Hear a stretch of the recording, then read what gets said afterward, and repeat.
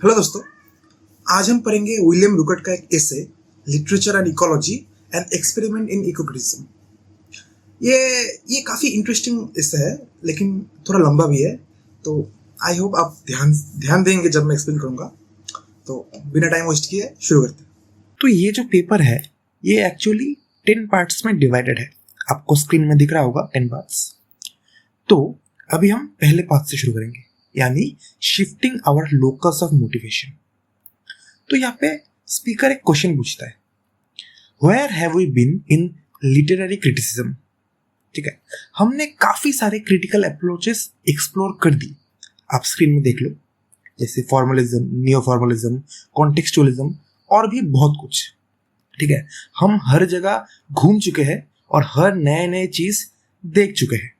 ठीक है, फिर अभी स्पीकर बात करता है करंट सिचुएशन के बारे में, मतलब एज ऑफ 1976 जब स्पीकर ने ये ऐसे लिखा।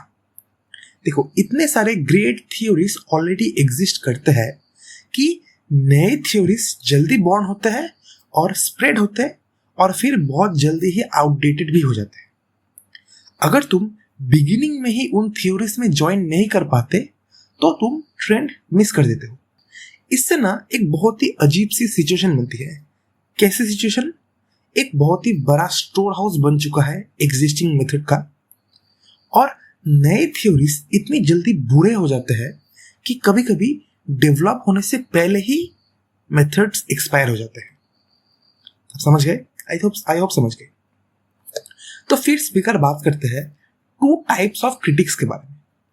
ठीक है, देखो, पहला है कि कुछ लोग इस सिचुएशन से खुश है, उन्हें प्लूरलिज्म पसंद है, अलग अलग ऑप्शंस होना अच्छा लगता है। जब इतने सारे टूल्स और मेथड्स होते हैं तो कुछ भी पॉसिबल लगता है, यानी ऐसा लगता है कि सब कुछ पॉसिबल है। जो दूसरी तरफ के लोग होते हैं ना, वो एक प्रेशर फील करता है। कैसा प्रेशर?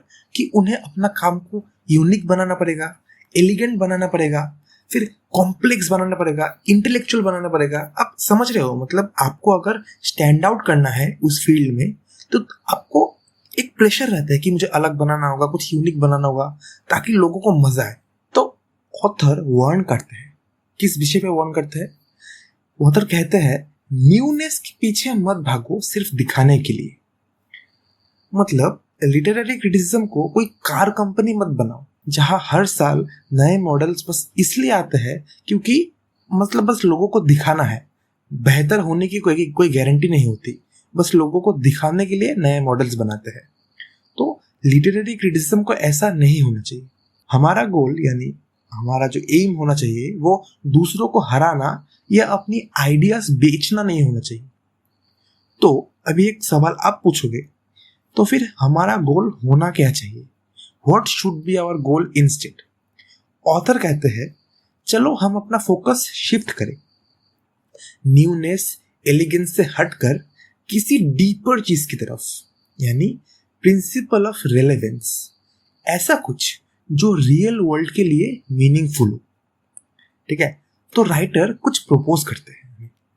वो प्रपोज करते हैं कि लिटरेचर को स्टडी करने के लिए हम इकोलॉजी का लेंस यूज करें। नहीं समझे?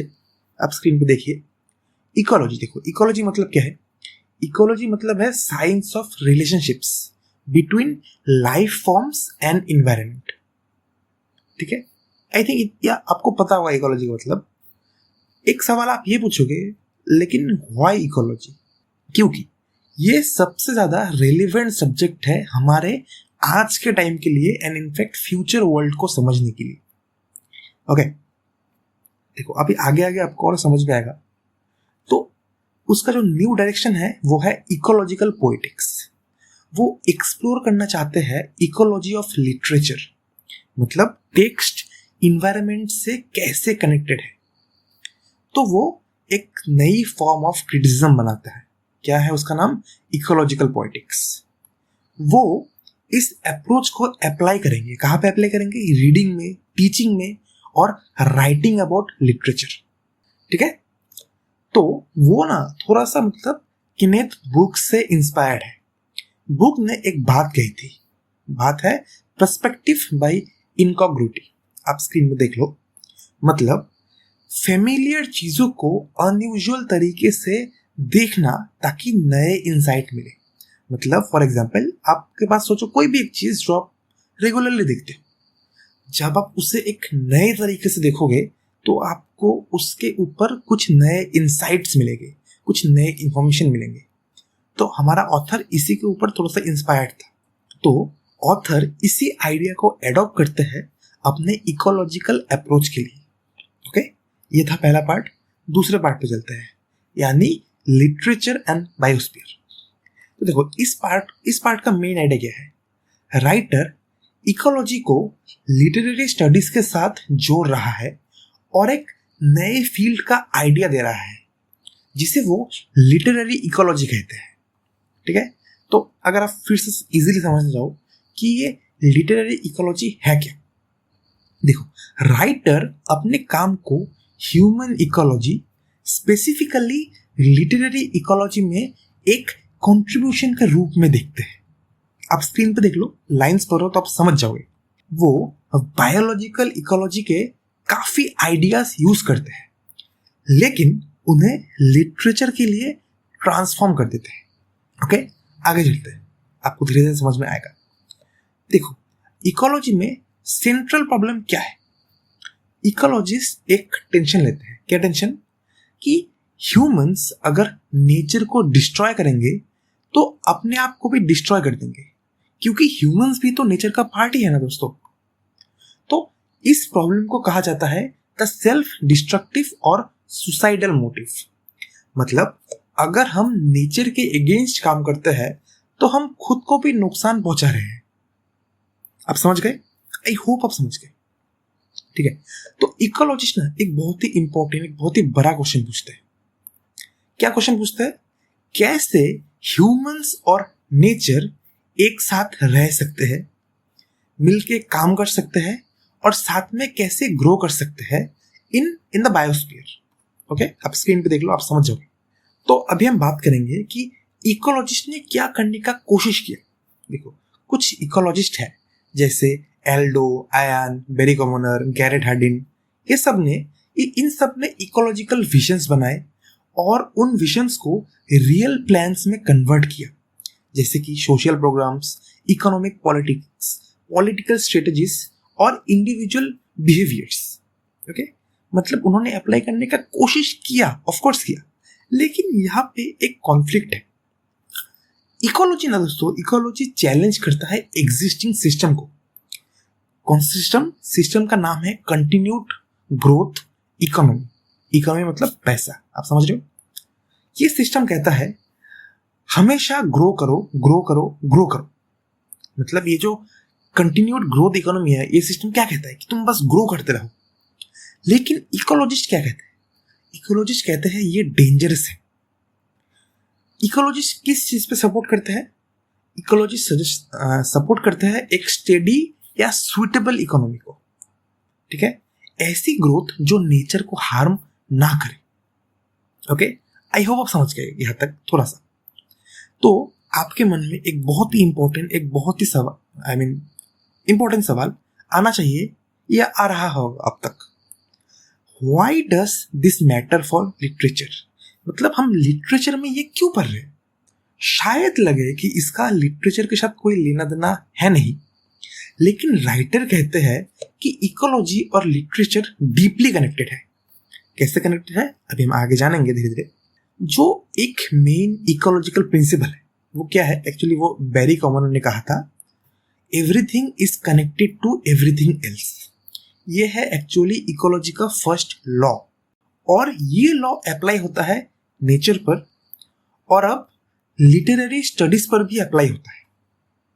ठीक है, तो ये लॉ हमें कैसे हेल्प करता है? ये हमें क्या सिखाता है? ये हमें ये सिखाता है कि छोटी छोटी चीजों को भी बड़ी सिस्टम के कॉन्टेक्स्ट में देखना चाहिए। आपको कंफ्यूजिंग लग रहा होगा ऑब्वियसली, लेकिन ये कंफ्यूज करने के लिए नहीं है। ये चीज ना, ये हमारा दिमाग एक्सपांड करता है ताकि हम हर चीज का ना एक बिगर पिक्चर देख पाए। ओके, सो ये जो पेपर है विलियम रुकर्ट का, ये जो पेपर है लिटरेचर एंड इकोलॉजी, ये पेपर एक्चुअली में किस बारे में है? देखो, राइटर कहता है ये एक्चुअली लिटरेचर एंड बायोस्फीयर के बारे में है। और राइटर ना ये बात एकदम सीरियसली कहते हैं। जैसे हम सोचते हैं कि ह्यूमंस को नेचर को हार्म नहीं करना चाहिए, वैसे ही हमें समझना चाहिए कि ये जो लिटरेचर है, ये जो लिटरेचर हम पढ़ते हैं, ये भी वर्ल्ड के साथ कनेक्टेड है। तो फिर राइटर बात करता है a powerful idea from the ecological vision के बारे में। देखो, इकोलॉजी के विजन में लोग मानते हैं कि नेचर के भी राइट्स होने चाहिए, यानी ट्रीज, व्हेल्स, हॉक्स, इन सब के पास अपने लॉयर्स होने चाहिए जो उनका डिफेंस करे।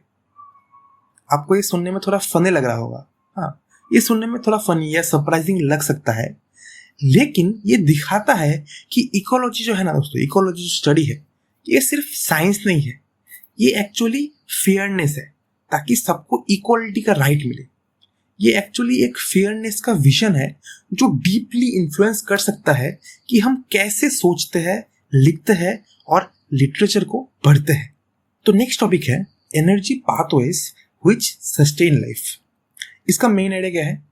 राइटर इकोलॉजिकल कॉन्सेप्ट्स को लिटरेचर, खासकर स्पेशली पोएट्री के साथ कनेक्ट करते हैं। उनका कहना है कि पोएट्री इंसानी दुनिया में एनर्जी का काम करता है। जैसे सन नेचर में लाइफ को सस्टेन करता है। ओके, आप समझ गए? तो इसका पहला पार्ट में जाता है जो कि है पोएम्स एज एनर्जी फॉर्म्स। देखो, यहाँ पे राइटर कहता है एक पोएम ना डेड या स्टैटिक नहीं होती, उसे डिस्क्राइब किया गया है स्टोर्ड एनर्जी जैसे फॉसिल फ्यूल।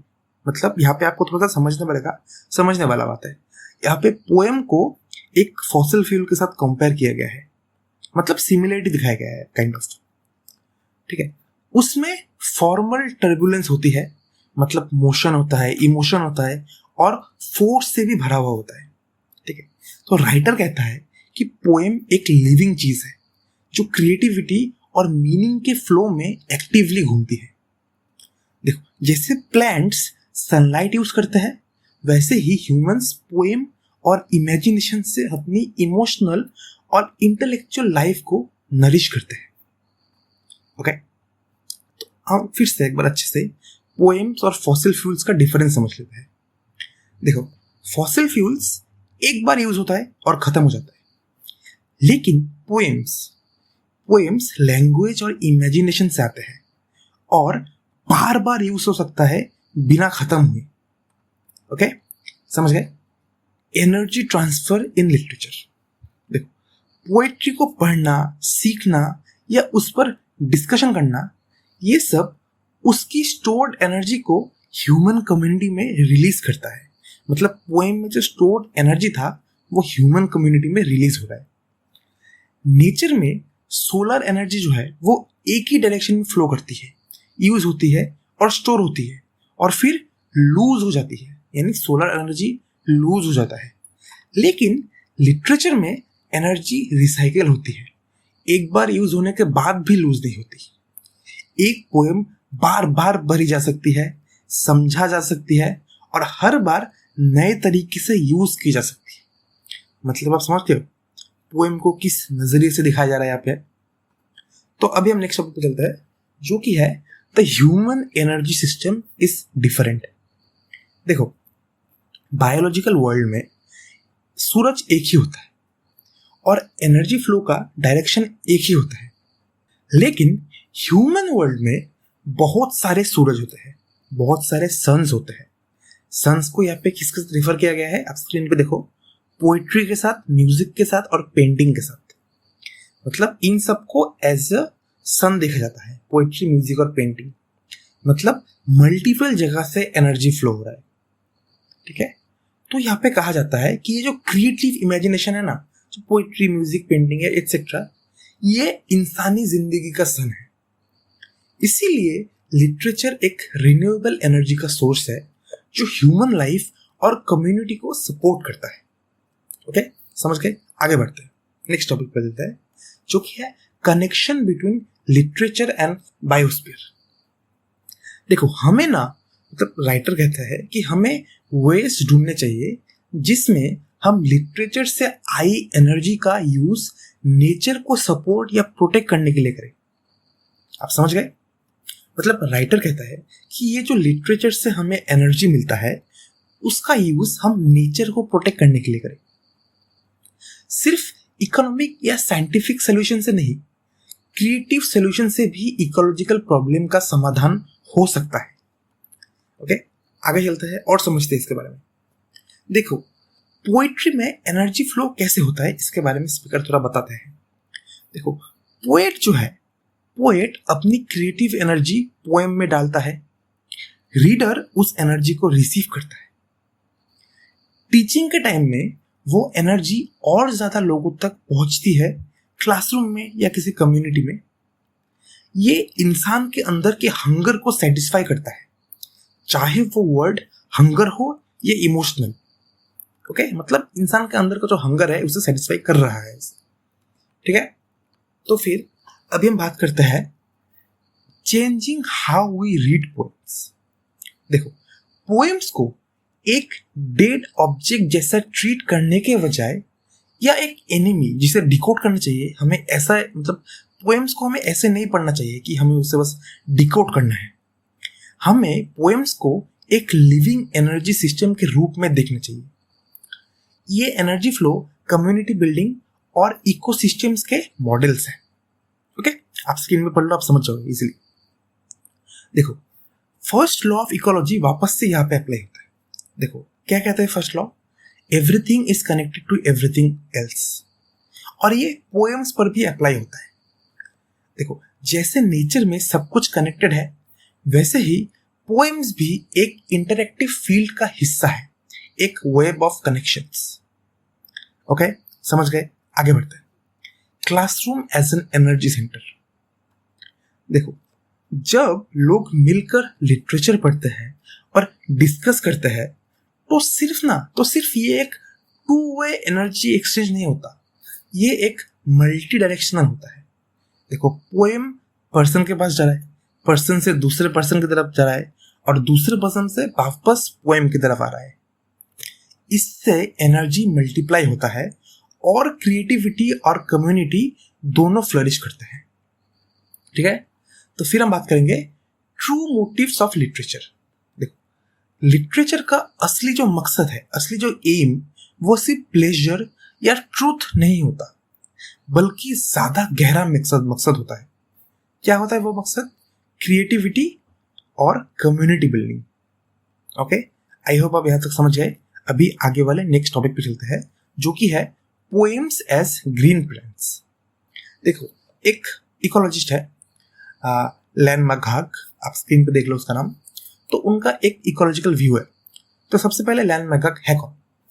ये थिंकर जिसने इकोलॉजी पर बेस्ड एक नया मॉडल ऑफ रियलिटी डेवलप किया।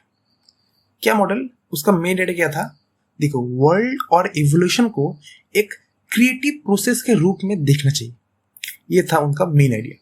उनके हिसाब से ये क्रिएशन है क्या? देखो, वो कहते हैं क्रिएशन तब होता है जब मैटर लोअर ऑर्डर से ऊपर के ऑर्डर में बढ़ता है। ठीक है, समझ रहे हो आप?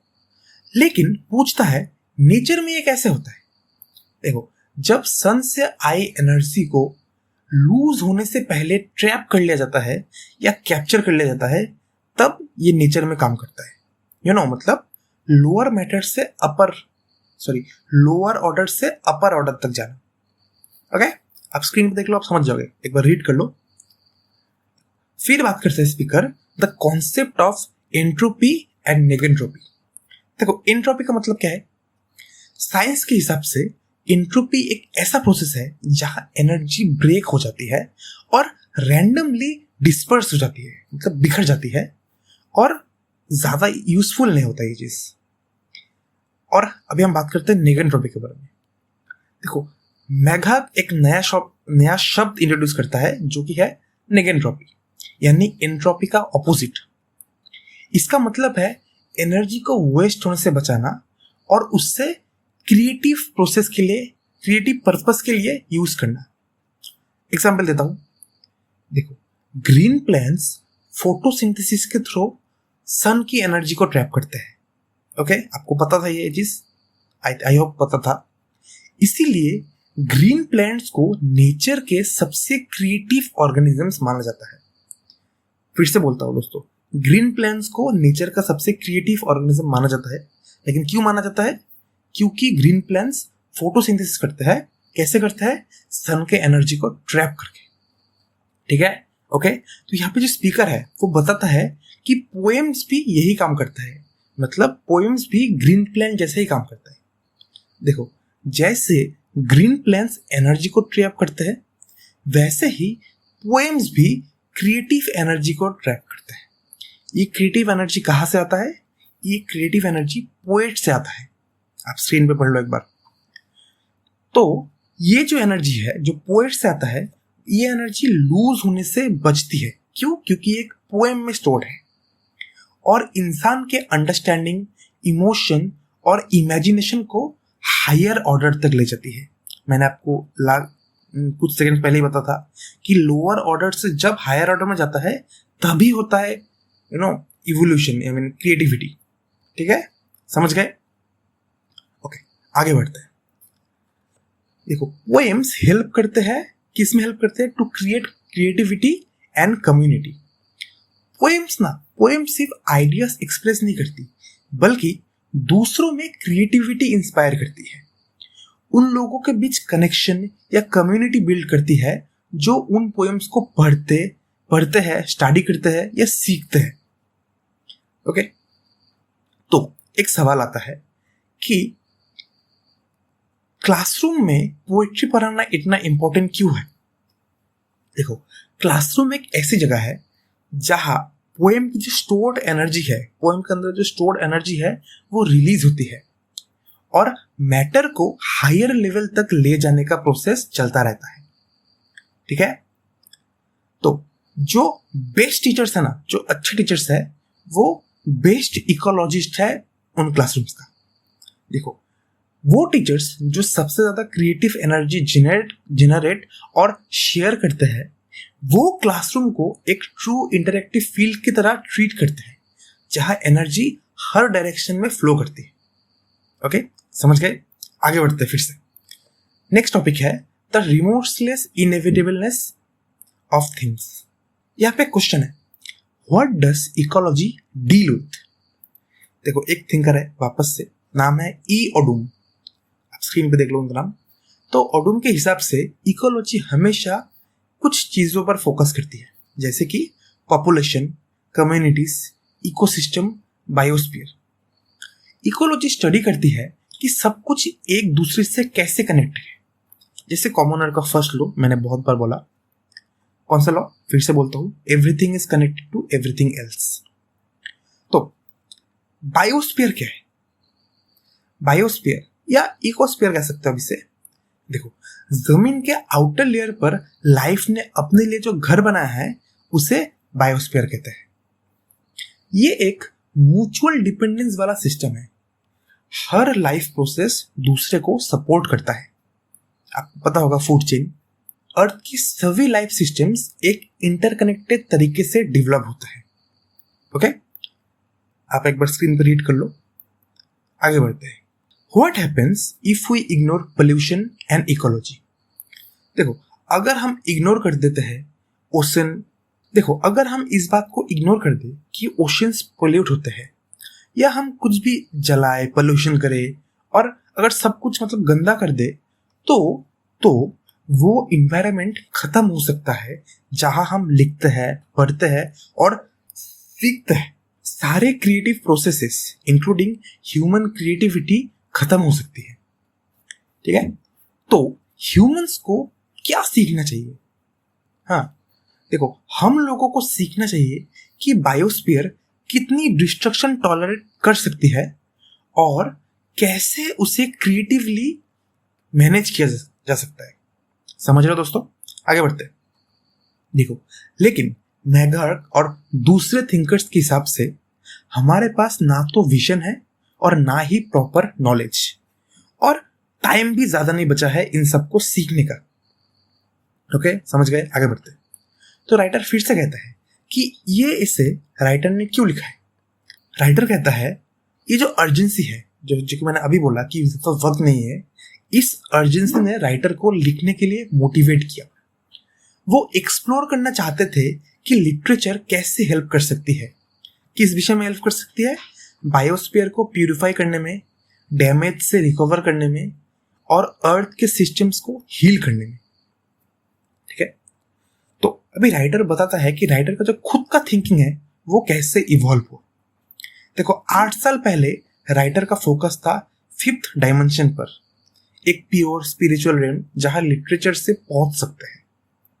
4 साल पहले हिस्ट्री, एम्प्टीनेस और लिटरेचर का रोल इन कल्चरल सर्वाइवल पर लिखा था। लेकिन अब 1976 में फिर से रियल अर्थली कॉन्सेप्ट पर फोकस करते हैं, नेचर को समझने की कोशिश करते हैं, और उसने रियलाइज किया कि हम नेचर के लॉज को तोड़ने के लिए एक्चुअली फ्री नहीं है।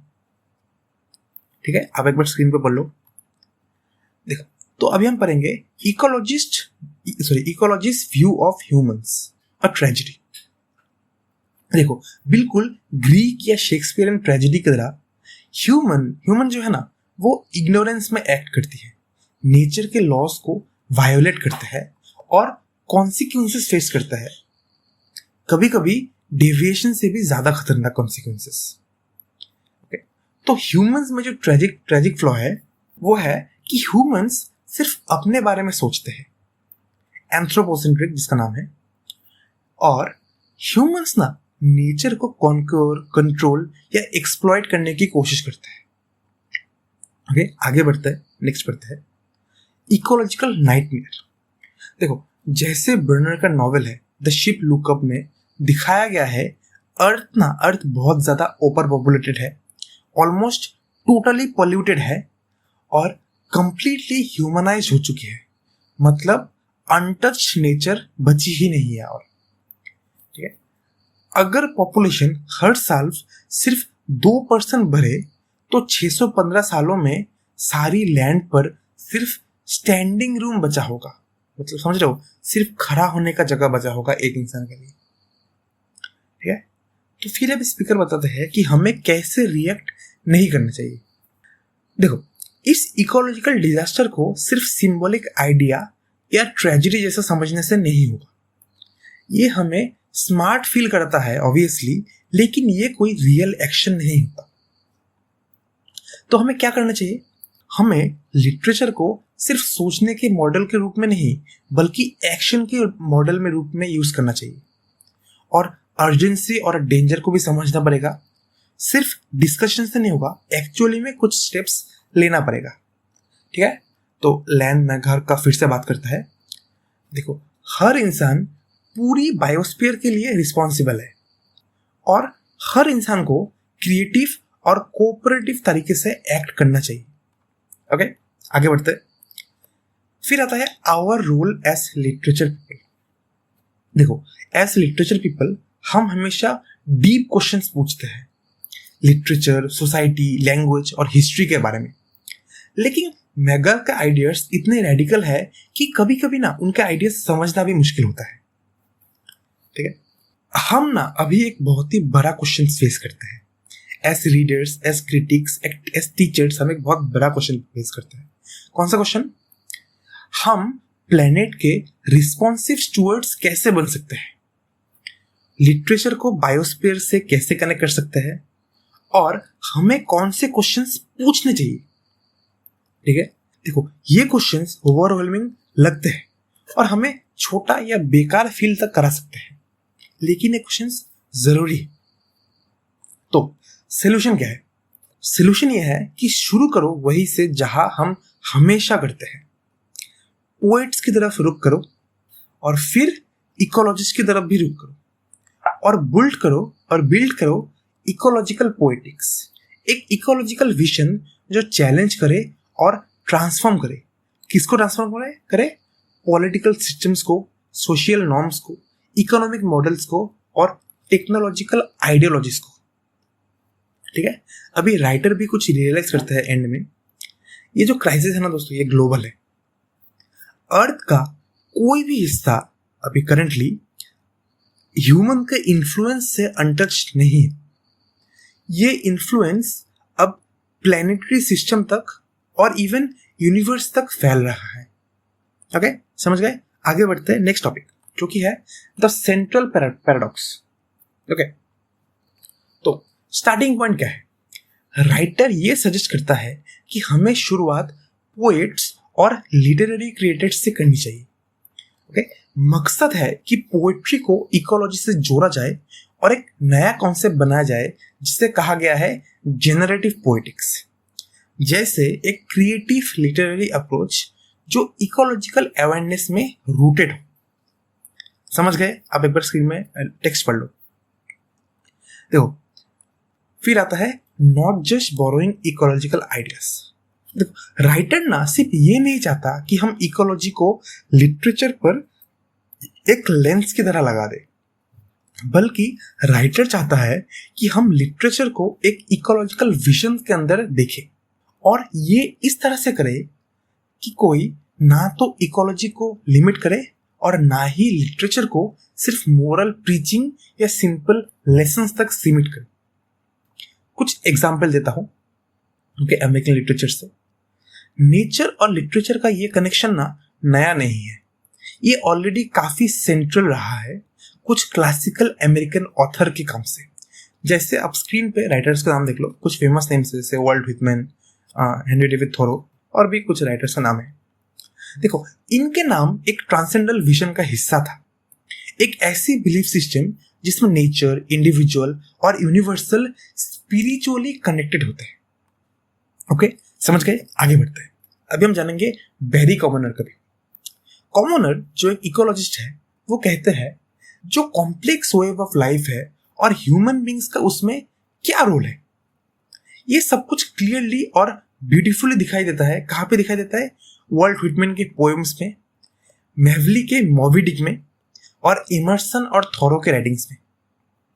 ठीक है, लेकिन जो पैराडॉक्स है, जो मेन प्रॉब्लम है, देखो, इतनी रिच लिटरेरी हेरिटेज होने के बावजूद, जिसमें इतने ब्यूटीफुल इकोलॉजिकल आइडियाज है, ये हमें रियल वर्ल्ड इकोलॉजिकल डिजास्टर से नहीं बचा पाए। समझ गए दोस्तों? एक बार स्क्रीन पर रीड कर लो। इससे एक बड़ा पैराडॉक्स या कॉन्ट्रडिक्शन पैदा होता है। देखो, हमारे पास विजन है लेकिन एक्शन नहीं है, तो विजन और नॉलेज जब तक पावर और एक्शंस के साथ ना हो वो बेकार है। समझ गए? तो इस पार्ट का कंक्लूजन क्या है?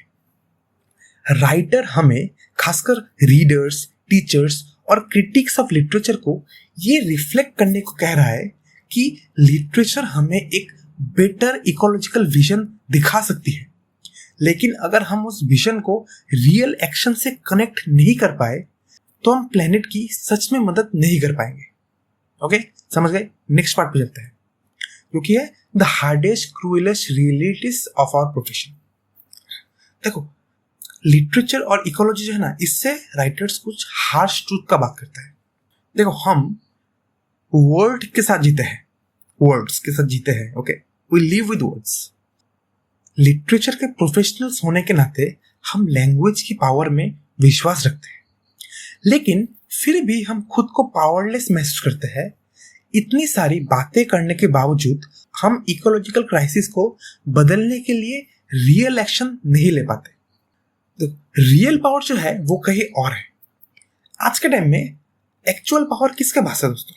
एक्चुअल पावर है पॉलिटिक्स के पास, इकोनॉमी के पास और टेक्नोलॉजी यानी साइंस के पास। मतलब रियल नॉलेज आजकल ज्यादा साइंटिफिक है, लिटरेरी नहीं।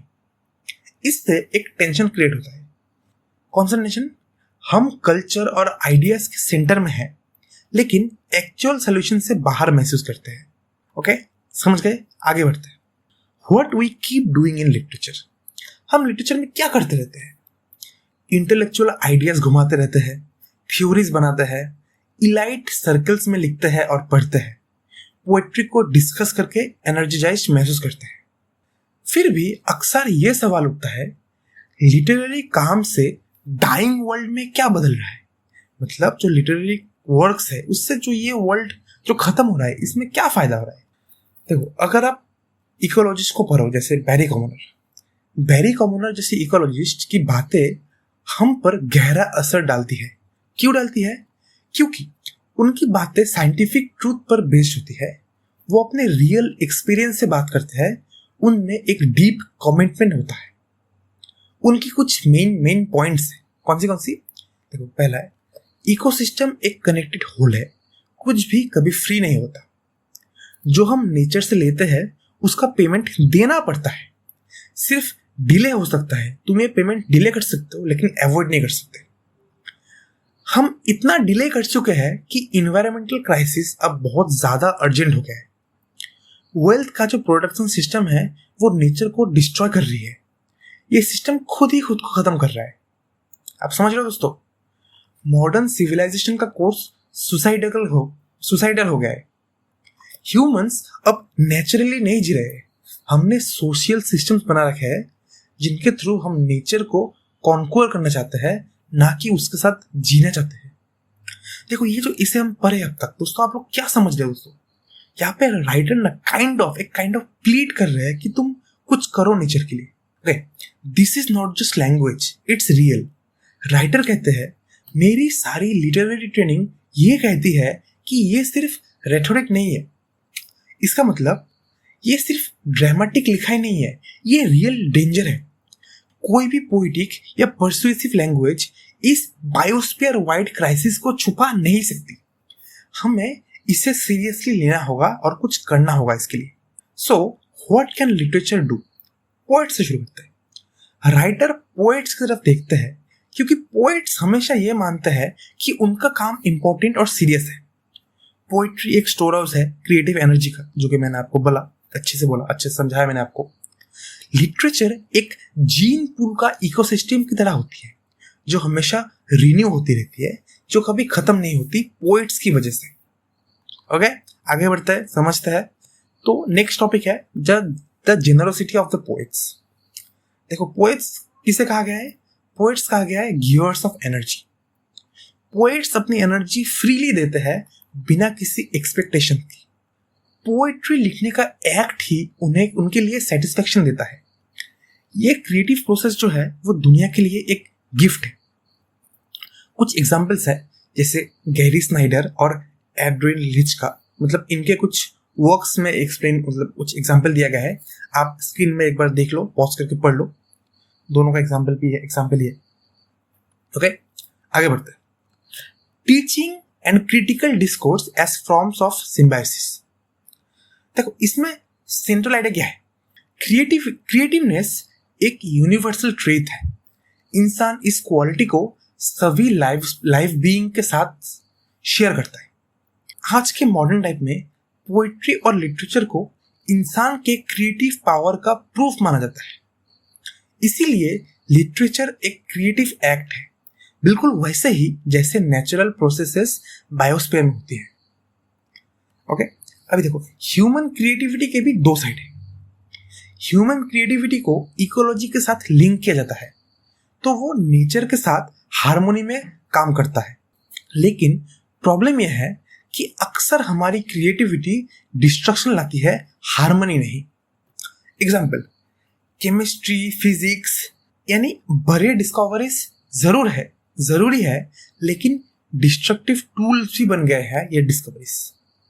कल्चर, जो कि क्रिएटिविटी का प्रोडक्ट है, कई बार नेचर के लिए प्रेडेटर या पैरासाइट बन गया है। ये सिर्फ नेचर से लेता है लेकिन कुछ वापस नहीं करता। समझ गए? तो common conflict in human thinking. इंसान के माइंड में एक डीप डिवीजन है, कल्चर और सिविलाइजेशन वर्सेस नेचर और वाइल्डनेस। तो कनेथ ब्रूक का एक कोट है, man becomes rotten with perfection. मतलब इंसान टेक्नोलॉजी को इतना पुश करता है कि वो हार्मफुल बन जाता है। ठीक है, समझ गए? आगे बढ़ते हैं। A new way to teach literature. देखो, अब लिटरेचर और क्रिएटिव राइटिंग की क्लासेस में इकोलॉजिकल पर्सपेक्टिव को इंक्लूड करना चाहिए। इससे पोएट्स और ग्रीन प्लान्स को एक कॉमन ग्राउंड मिलेगा। दोनों सिर्फ एनर्जी और लाइफ के क्रिएटर्स हैं। इस अप्रोच से क्रिएटिव राइटिंग को एक नया पर्पस मिलेगा, इकोलॉजिकल वैल्यूज के साथ अलाइनमेंट मिलेगा। ठीक है, अभी बात करते हैं सिम्बायोसिस एंड निगेनट्रॉपी के बारे में। देखो सिम्बायोसिस क्या है? सिम्बायोसिस है एक कोऑपरेटिव रिलेशनशिप जो ऑर्डर बदलता है, यानी ऑर्गेनाइजेशन बढ़ाता है। ये एनर्जी का यूज करता है ताकि मैटर को हायर लेवल तक ले जा सके। हमने समझा ये बहुत पहले ही। और निगेनट्रॉपी क्या है? एंट्रोपी का ऑपोजिट, ये भी मैंने आपको पहले ही समझाया। Human role in this process via literature. देखो जब ह्यूमंस और लिटरेचर इस सिम्बायोटिक प्रोसेस का पार्ट बनता है तो एनर्जी इंफॉर्मेशन में बदल जाती है और इंफॉर्मेशन मीनिंग में बदल जाती है। ये पूरा प्रोसेस एपेरिसेप्शन कहलाता है, यानी जब हम किसी चीज को डीपली समझते और इंटरनलाइज करते हैं। समझ गए? आगे बढ़ते हैं। इकोलॉजिकल पोएटिक्स का मेन गोल क्या है? देखो ऐसी एक लिटरेरी अप्रोच जो इकोलॉजी पर फोकस्ड हो, उसका मॉडल ऐसा हो सकता है। देखो पोएम्स एक स्टोर हाउस है क्रिएटिव एनर्जी का। रीडिंग, टीचिंग और राइटिंग से वो एनर्जी रिलीज होती है। वो एनर्जी रीडर्स के माइंड में मीनिंग बन जाती है। मीनिंग रियल लाइफ में अप्लाई होती है और प्रोमोट करती है। ठीक है, समझ गए? आगे बढ़ते हैं। एक बिग होप के बारे में बात करते हैं। लिटरेचर ये सब कर सकती है, लेकिन क्वेश्चन ये है कि क्या वो एक्चुअली करती है और कितना इफेक्टिवली करती है। ये क्वेश्चंस टीचर्स और क्रिटिक्स के लिए आज बहुत इंपॉर्टेंट है। फिर आता है वार्निंग अबाउट ओवर कॉम्प्लिकेशन। कभी कभी हमारी थ्योरीज इतनी कॉम्प्लेक्स हो जाती है कि वो सिर्फ इलाइट एक्सपर्ट्स के लिए ही यूजफुल रह जाती है, फिर उनकी प्रैक्टिकल वैल्यू खो जाती है। समझ गए? आप एक बार स्क्रीन पर रीड कर लो। आगे बढ़ते हैं। A beautiful possibility. सोचो अगर पोएट्स और ग्रीन प्लान्स दोनों एक ही लाइफ सस्टेनिंग काम कर रहे होते। टीचर और क्रिटिक्स ब्रिज का काम करते, लिटरेचर और बायोस्फीयर के बीच एक ब्रिज बनते वो लोग। उनका रोल होता क्रिएटिविटी को इनकरेज करना, इकोलॉजिकल थिंकिंग सिखाना, इको फ्रेंडली एटीट्यूड्स और एक्शंस डेवलप करना। ठीक है, classroom as a symbiotic system. एक क्लासरूम को हम एक कोऑपरेटिव सिस्टम की तरह देख सकते हैं। पोएट्स की एनर्जी पोएम में आएगी, पोएम की एनर्जी रीडर्स में आएगी, रीडर्स की एनर्जी क्लासरूम में आएगी, फिर वो एनर्जी रीडर्स के थ्रू वापस कम्युनिटी में चली जाएगी। इस तरह से एक नेवर एंडिंग लाइफ साइकिल बनता है इकोलॉजिकल अवेयरनेस और एक्शन का। लेकिन इसमें एक बहुत बड़ा बट है। पहला है the author's feeling of being stuck. Author को लगता है कि वो लिटरेचर और इकोलॉजी के बीच फंसा हुआ है। वो एनर्जी पाथवेज जो वर्ड्स और एक्शंस को कनेक्ट करते हैं अनक्लियर या ब्रोकन है। ये गैप है विजन और एक्शन के बीच, वर्ड्स और डीड्स के बीच, वर्बल वर्ल्ड यानी लिटरेचर और नॉन वर्बल वर्ल्ड यानी नेचर और बायोस्फीयर के बीच। समझ गए? तो कोर क्वेश्चन क्या है? कैसे हम एनर्जी, क्रिएटिविटी, नॉलेज और विजन जो लिटरेचर में है उसे यूज कर सकते हैं ताकि ह्यूमन मेड इकोलॉजिकल प्रॉब्लम्स को सॉल्व कर सके और बायोस्फीयर यानी हमारे घर को डिस्ट्रॉय होने से रोक सके। ओके, फिर आता है एक फंडामेंटल पैराडॉक्स। देखो लिटरेचर वर्ड्स क्रिएट करता है, पोएम्स क्रिएट करता है, टॉक्स, लेक्चर, पेपर्स, लेकिन सिर्फ वर्ड्स से इकोलॉजिकल प्रॉब्लम सॉल्व नहीं होती। चैलेंज ये है कि कैसे हम वर्ड्स को मीनिंगफुल, इफेक्टिव इकोलॉजिकल एक्शन में बदल सकते हैं। The problem with endless words. Literature का प्रोफेशन अक्सर मिलियंस ऑफ वर्ड्स प्रोड्यूस करता है, पोएम्स, रिथोरिक, लेक्चर्स के जरिए। ये वर्क्स लिटरेरी लोगों के बीच सर्कुलेट करते हैं, लेकिन ऐसी दुनिया में इकोलॉजिकल चेंज कम ही होता है। तो ऑथर पूछता है कि कैसे हम सिर्फ और ज्यादा वर्ड्स रिसाइकल करने से बच सकते हैं। तो फिर आता है the call for experimental criticism. Author suggest करता है कि एक्सपेरिमेंटल क्रिटिसिज्म इस प्रॉब्लम को एड्रेस करे। इससे पता चलेगा कि कैसे हम वर्ड्स से आगे बढ़ के एक्शन तक जा सकते हैं। ओके, फिर आता है moving from literature to the larger biosphere. Goal यह है कि हम लिटरेचर की कम्युनिटी के सबसे बड़े बायोस्फीयर की कम्युनिटी की तरफ शिफ्ट करें। इकोलॉजी बताता है कि ह्यूमंस बायोस्फीयर का हिस्सा है लेकिन हम उसे डिस्ट्रॉय कर रहे हैं। क्वेश्चन ये है कि कैसे लिटरेचर हमारी मदद कर सकती है ताकि हम फिर से बायोस्फीयर से जुड़ सके और उसकी रक्षा कर सके। ओके, आई होप आप समझ गए। आई नो ये ऐसे बहुत बड़ा था दोस्तों, लेकिन ये इंपॉर्टेंट था, इसलिए मैंने इतना डिटेल में आपको समझाया। दोस्तों आई होप ये एक्सप्लेनेशन आपको समझ में आई। अगर आपको इजी लगा समझने में तो प्लीज़ वीडियो को लाइक करना, चैनल को सब्सक्राइब करना, और अगर अब भी कोई डाउट है तो कमेंट में बताइए, मैं पक्का रिप्लाई करूंगा एक डिटेल्ड आंसर के साथ। थैंक्स दोस्तों, मिलते हैं नेक्स्ट वीडियो में। तब तक पढ़ते रहिए और सीखते रहिए।